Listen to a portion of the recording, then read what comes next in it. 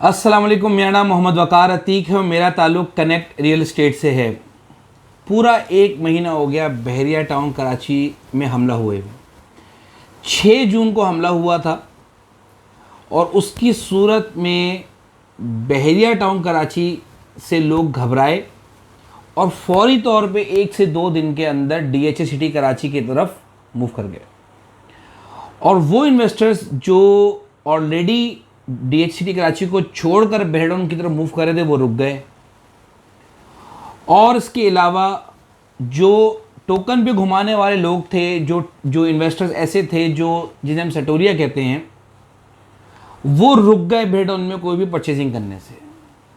एक लिहाज से देखा जाए तो बहुत अच्छा हुआ हमारी मार्केट के लिए, बहरडाउन कराची की मार्केट के लिए, कि मार्केट स्टेबल हो गई। क्योंकि उससे पहले मैं ये बात करता आ रहा था कि मार्केट को कुछ ना कुछ तो होगा, कि मार्केट रुकेगी और कुछ ना कुछ होना चाहिए। मतलब एनीवेज कुछ भी होना चाहिए कि मार्केट को रुक जाए। अल्लाह रहम करे, ये हादसा तो नहीं होना चाहिए था। बहरहाल एनीवेज हुआ ये कि 2-3 दिन के अंदर ही मार्केट डीएचटी कराची की 10 लाख बढ़ गई। और बढ़ने के बाद मैंने कुछ अर्से पहले उसके बाद बाइंग सेलिंग के लिहाज से एक वीडियो बनाई और उसमें ये बात वाज़ेह की कि ये बबल बना है, ये मार्केट नीचे आएगी ही आएगी।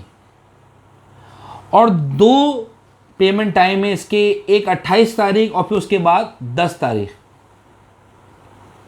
6-7 तारीख भी थी और 10 तारीख भी थी। तो उसके बाद जिस बंदे ने भी ट्रेडिंग करनी है, with in 6 months buying selling करनी है येलो जोन में 9, 10, 11, 12 में, वो उस वक्त मैंने कहा था रुक जाए। और रुकने के बाद इन वक्तों को देखिए कि 28 तारीख का टाइम गुजारे और फिर 6-7 तारीख का टाइम गुजारे, उससे पता चल जाएगा कि क्या पोजीशन है।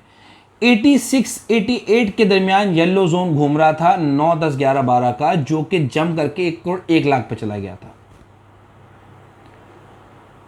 उसके बाद वो मार्केट दोबारा वापस आ गई। दोबारा आज 88-89 का रेट है।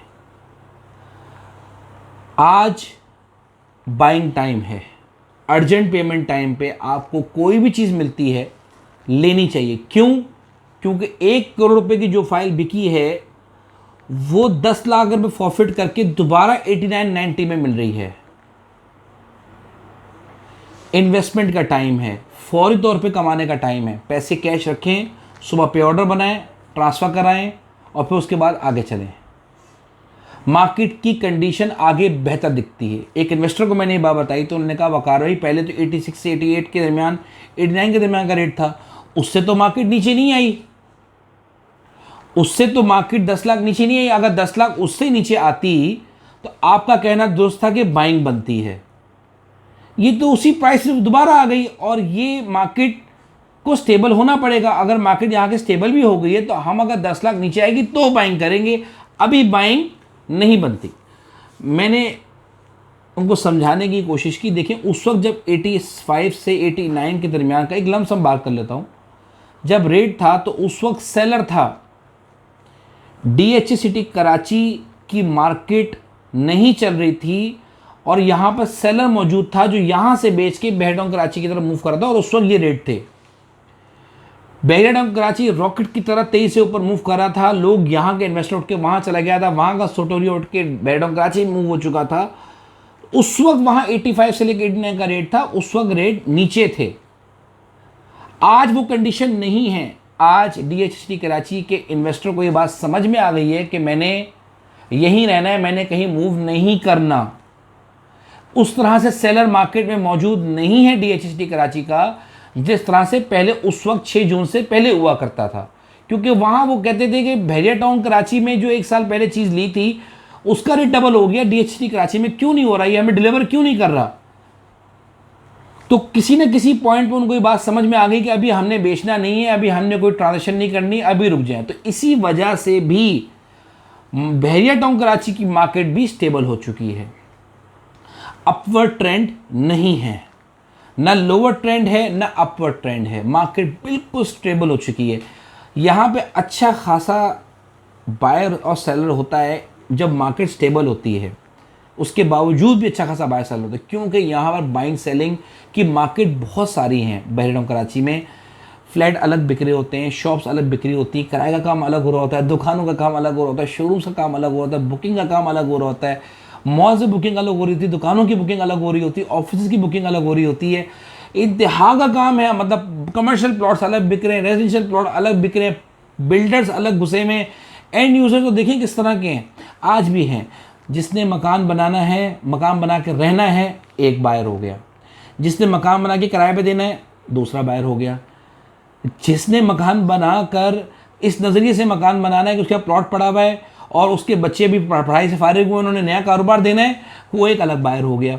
तीसरा बायर वो है कि जिसने सेविंग्स करनी है, प्लॉट पड़ा हुआ है, वो बाद में सोचेगा कि 3 से 4 साल बाद क्या होगा, वो एक अलग बायर है। एक पांचवा बायर वो है जो एक समझता है कि भाई आगे जाने वाले वक्तों में 3 से 4 साल में कंस्ट्रक्शन कॉस्ट बहुत महंगी हो जाएगी और वो फोर्स ही करता है कि मैं आने वाले वक्तों में मकान बनाकर वहाँ बेचूंगा। फिर उसके बाद एक बायर आता है कि वो कहता है भाई मैं बनाऊंगा और फिर किस्तों में मकान बेचूंगा अपने लोगों को। तो ये एंड यूज़र की तादाद हर परसेंट में फैली हुई है। सबसे ज़्यादा अली ब्लॉक में, 15 में, 14 में, 10, 11, 27 से 500 हिल्स और परसेंट 4 में बिल्कुल फैले में स्कैटर्ड हैं। कमर्शियल लिबर्टी, कमर्शियल भरपूर तरीके से बन रहे हैं। कहने का मकसद मेरा ये 360 के करीब कमर्शियल बिल्डिंग्स बनने जा रही हैं वहाँ पर। ठीक ठाक बायर सेलर मार्केट में होता है, ट्रांसफर पे हर वक्त रश होता है, मार्केट स्टेबल है। इस सूरत के बाद DHT कराची को मैं देखता हूँ कि जो बायर जो फोर्सी करता है 5 से 10 साल बाद के लिए, उसके लिए मार्केट बहुत अच्छी है, लेना चाहिए। एक इन्वेस्टर से मेरी बात हुई, मैंने कहा कि 5-10 लाख रुपए नीचे हों या ऊपर हो कोई फ़र्क नहीं पड़ता। उन्होंने कहा ये आप कैसी बात कर रहे हैं, 10 लाख रुपये बहुत बड़ी अमाउंट होती है 90 लाख के पीछे। भाई इसकी मिसाल आप ऐसे ले लें, 90s में नॉट ना मतलब समझ लें कि ये आप ऐसे ले लें कि 2011 में अगर DHA में रेट था 1 करोड़ रुपये का, अगर उसने उस वक्त वो कोई चीज़ 1 करोड़ 10 लाख में ली हुई थी, तो आज वो 9 करोड़ रुपये का रेट है। DHA फेज़ 8 में जोन A में 500 गज का प्लॉट 9 करोड़ रुपये का है।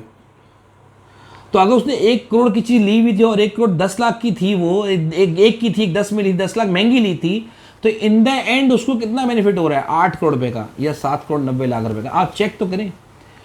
तो इन द एंड जब आपने लॉन्ग रन के लिए लेना होता है, 10-10 साल के लिए आप इन्वेस्टमेंट करनी होती है, तो वो चीज़ें 5-10 लाख रुपए एट द टाइम मैटर नहीं करती।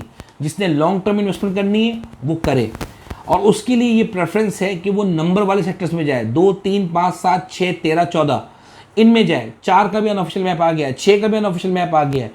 अनऑफिशियल मैप से रिलेटेड कन्फ्यूजन नहीं क्रिएट करनी अपने दरमियान, बिल्कुल क्लियर जहन रखिए। पिछली जो हिस्ट्री रहेगी DHT कराची की, उसमें जो भी अनऑफिशियल मैप आए 90% उसी लिहाज से ही मैप आते हैं ऑफिशियल के। बस सिर्फ और सिर्फ जो नाले के साथ प्लॉट आ रहे होते हैं वो चेंज होते हैं, जो कॉर्नर के प्लॉट होते हैं वो 90% चेंज हो जाते हैं 4 में और 6 में। ये बात जहन में रखिए, जो अनऑफिशियल मैप होता है उसमें कॉर्नर्स 90% तब्दील हो जाते हैं। इसी के साथ साथ आज मैं फिर दोबारा बता रहा हूँ, 1 डे 2 डे पेमेंट टाइम पे कोई चीज़ मिले परचेजिंग करनी बनती है। 85 से लेके 90 के दरमियान रेट बनता है, लेना चाहिए येलो जोन। अब आप ये एक्सपेक्ट करेंगे कि 12 से 15 तारीख के बाद आप परचेजिंग करेंगे, तो उस वक्त वो सेलर आएगा जिसको पैसों की ज़रूरत नहीं है। आज वो सेलर मौजूद है कि सेलर आपके पास चल के आ रहा है कि भाई मेरी पेमेंट करवा दो, तो आप अपने रेट लगाते हैं और उस पर परचेज करते हैं। 12 तारीख के बाद, 14 तारीख के बाद वो सेलर आएगा जिसको पैसों की ज़रूरत नहीं है। वो कहेगा मेरे रेटों में बिकता है तो बेचूंगा, नहीं बिकेगा 6 महीने बाद बेच दूंगा, टेंशन नहीं है, मैंने पेमेंट की हुई है। तो उस सेलर से ख़रीदना कंपैरेटिवली मुश्किल है बजाय कि उस इन्वेस्टर से ख़रीदना जो पैसों में फंसा हुआ है और उसके पास पीछे पेमेंट नहीं है उसकी खुद की वजह से। बहरहाल कोई भी सवाल हो मुझसे पूछ सकते हैं। DHT कराची में शॉर्ट टर्म के लिए आप कोई ना कोई चीज़ परचेस कर सकते हैं, आपको बेनिफिट मिल सकता है। लॉन्ग टर्म भी लेनी हो तो भी ले सकते हैं। चीज़ें अपने रेट में वापस आ चुकी हैं, जो नंबर वाली थी सब चीज़ें अपने अपने रेटों में वापस आ चुकी हैं। 7 अपने रेटों में, 6 अपने रेटों में, 2D ऑलमोस्ट अपने रेटों में, 3A अपने रेटों में, सब चीज़ें अपने रेटों में वापस आ चुकी हैं। बाइंग करना चाहते हैं, दोबारा से मार्केट स्टार्ट है, अब बाइंग आप कर सकते हैं ईजिली रिलैक्स होके। पूरी टीम का नंबर डिटेल्स में मौजूद है, डिस्क्रिप्शन में मौजूद है, मेरा नंबर भी डिस्क्रिप्शन में मौजूद है, वहाँ से ले लीजिएगा अगर नंबर मालूम करना हो। जज़ाकल्लाह खैर।